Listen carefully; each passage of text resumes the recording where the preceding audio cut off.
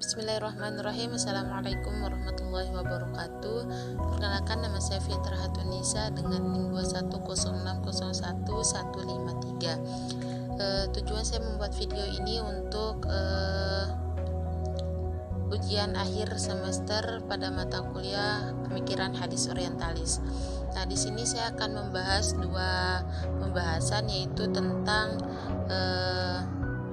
Orientalis dan ingkar sunnah, dan yang kedua yaitu tentang pemikiran Ignaz Goldziher.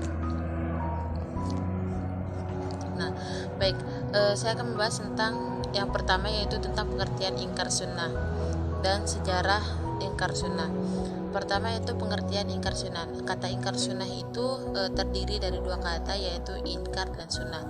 Nah, kata ingkar itu berasal dari akar kata, yaitu ankaro yankuru inkaro, yang mempunyai beberapa arti, diantaranya tidak mengakui, tidak menerima baik lisan dan hati, bodoh atau tidak mengetahui sesuatu, dan menolak apa yang tidak tergambarkan dalam hati.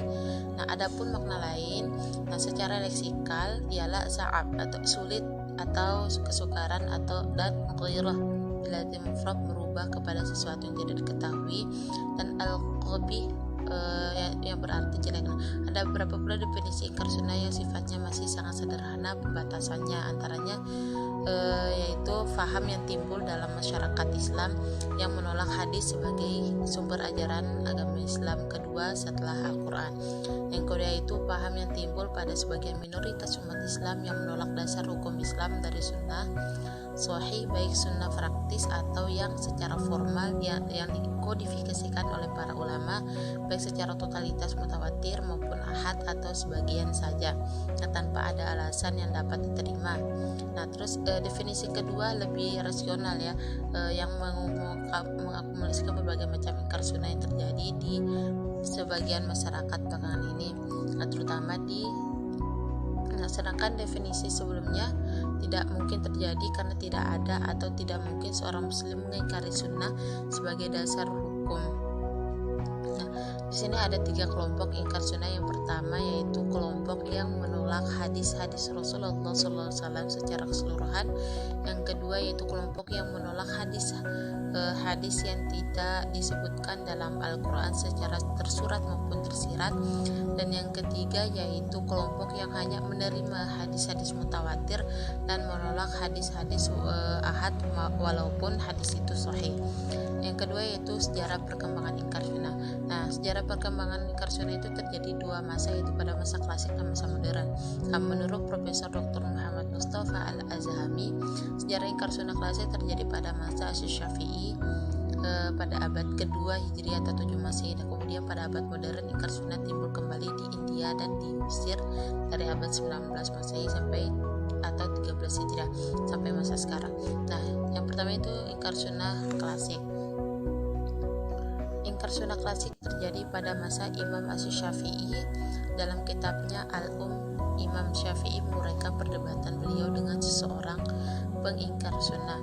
Nah, menurut Muhammad Al-Khudairi, bahwa seseorang yang berdebat dengan Imam Syafi'i tersebut dari kelompok Mu'tazilah, karena dinyatakan bahwa seorang tersebut berasal dari Basrah, sementara Basrah pada saat itu merupakan pusat teologi Mu'tazilah.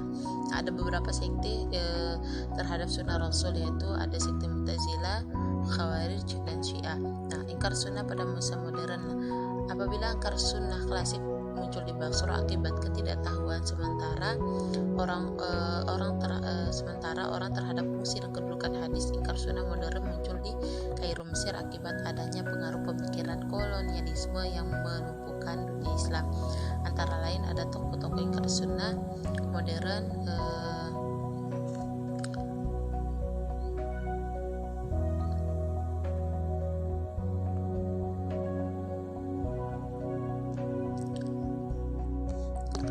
Pada pembahasan kedua yaitu saya akan membahas tentang biografi dari Ignaz Goldziher. Nah, nama panjang dari Ignaz Goldziher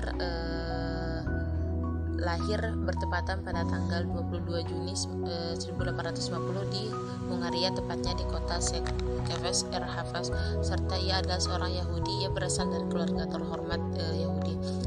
Beliau serta mempunyai kekuasaan yang kuat. Bisa dikatakan Goldsihar ini sudah cerdas sejak dini. Tepat pada umur 5 tahun, ia mampu membaca teks-teks Alkitab, The Old Testament yang asli, dalam bahasa Ibrani. Setelah itu lanjut dengan memahami Talmud dan bisa membacanya di saat umur 8 tahun.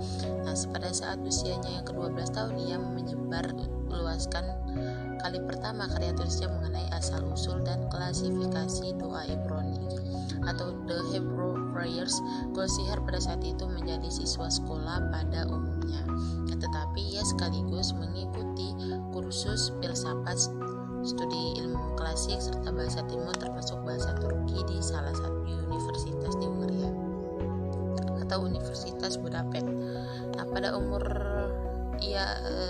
ke-16 tahun, ia melanjutkan studi berikut. Habis selesai dari sekolah dengan dibantu gurunya, ia mendapatkan beasiswa dari Departemen Pendidikan di Hungaria guna meneruskan riset di universitas yang dipilihnya. Pada saat ia berumur 19 tahun, Goldsihar mengambil program doktoral di Jerman, di tepatnya kota Berlin, yaitu di Leipzig University Arminius, yang berprofesi sebagai dosen sekaligus penjelajah serta pakar terkait negeri Turki. Goldsihar dapat banyak ilmu dari dosen ini dan mewarnai kehidupan ini di intelektualnya, yang membuat perjalanan intelektual Goldsihar menjadi lebih tinggi. Terus yang kedua yaitu pembahasan tentang pemikiran Ignaz Goldsihar tersebut. Pemikiran Ignaz Goldsihar disebut sebagai seorang orientalis yang berkedudukan penting, terutama mengenai suatu kajian hadis modern di Barat.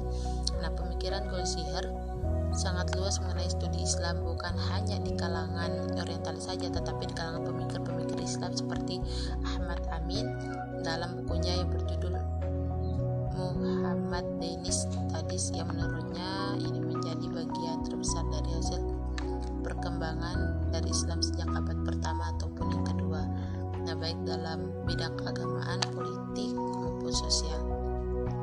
Menurut Islam, hadis merupakan kata-kata, perbuatan, juga takrir yang bermula dari Nabi Muhammad SAW.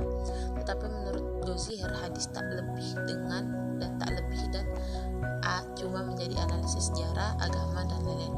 Di bawah ini merupakan pandangan Ignaz Goldsihar mengenai hadis, yaitu yang pertama itu adalah kebanyakan dari hadis ialah hasil rangkaian ilmu agama Islam dalam ilmu sosial serta politik. Yang kedua itu seluruh sahabat serta tabi'in aktif saat melakukan pembajakan hadis. Yang ketiga dalam sudut pandang kritik dari kalangan muslim, pastinya beda melalui perspektif non muslim yang tidak menyetujui secara keseluruhan hadis yang dimana dibenar oleh seluruh penganut muslim.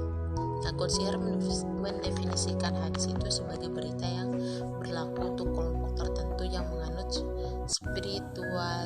spiritualitas dengan catatan sejarah, kelompok sekuler, dan agama dari waktu ke waktu. Selanjutnya hadis juga ialah data-data sejarah baik duniawi ataupun religi, sehingga baik yang kuno maupun kisah-kisah zaman yang berakhir, yang amat mutakhir sebagai pengguna ilmu bahasa. Kata-kata dari hadis telah dikhususkan untuk dunia keagamaan sejak zaman dahulu, untuk mengetahui wacana tertentu atau aktualitas tanpa melepaskan dari umumnya dalam konteks di atas. Goldsihar ini menyajikan sabda-sabda Nabi karena diucapkan menjadi objek fondasi.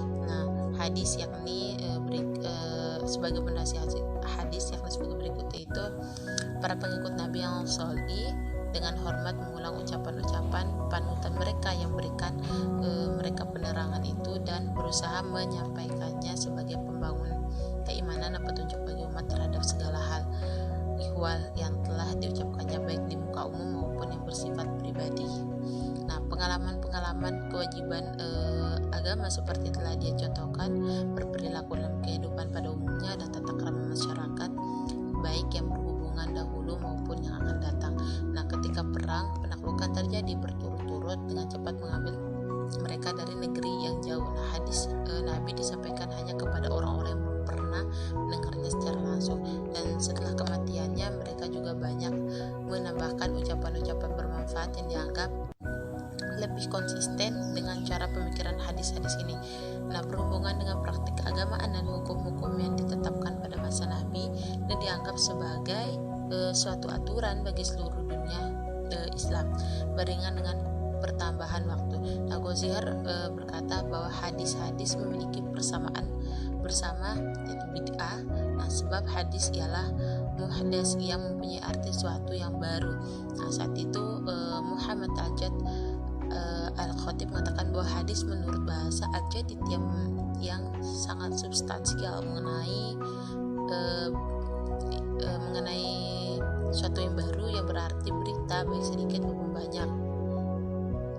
Sedangkan sunnah didefinisikan oleh Golzihar dari tradisi dan adat istiadat yang pada masa dan sebelum kedatangan Islam, dan tradisi diikuti oleh masyarakat dan peninggalannya yang sangat berharga dalam berkelanjutan untuk diikuti oleh generasi berikutnya. Kemudian Ignaz Golzihar juga menyatakan hadis adalah suatu yang menjejakkan oleh Nabi Muhammad SAW.